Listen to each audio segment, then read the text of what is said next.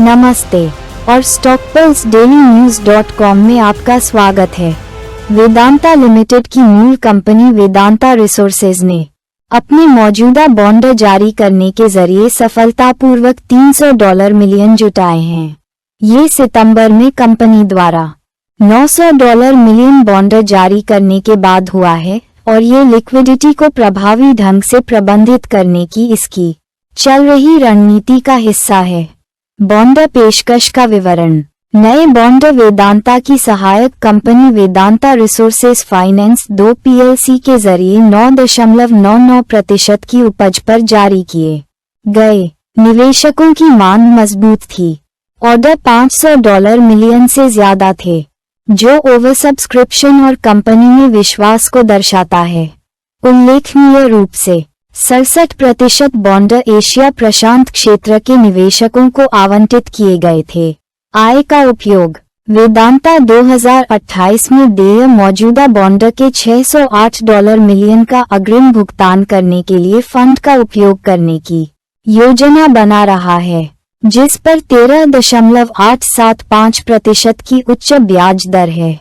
ये कदम कंपनी की अपनी पूंजी संरचना में सुधार और ब्याज लागत को कम करने की प्रतिबद्धता को दर्शाता है।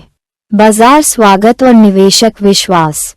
वेदांता के CFO अजय गोयल ने कंपनी के व्यावसायिक प्रदर्शन में विश्वास के संकेत के रूप में निवेशकों की मजबूत प्रतिक्रिया पर प्रकाश डाला।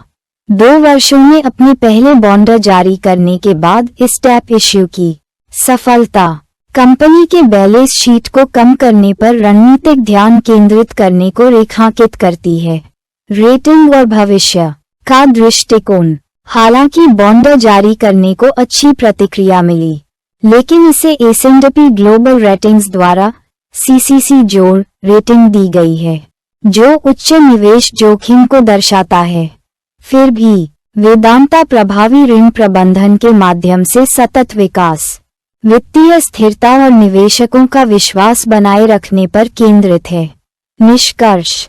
वेदांता रिसोर्सेज का सफल $300 मिलियन का टैप इश्यू बाजार के विश्वास और कंपनी के सक्रिय वित्तीय प्रबंधन को दर्शाता है। अपने ऋण बोझ को कम करके और अपनी पूंजी संरचना को अनुकूलित करके वेदांता निरंतर विकास के लिए खुद को तैयार कर रहा है और निवेशक इसके भविष्य के कदमों पर बारीकी से नजर रख रहे हैं। अधिक समाचार और अपडेट के लिए stockpulsedailynews.com पर बने रहें।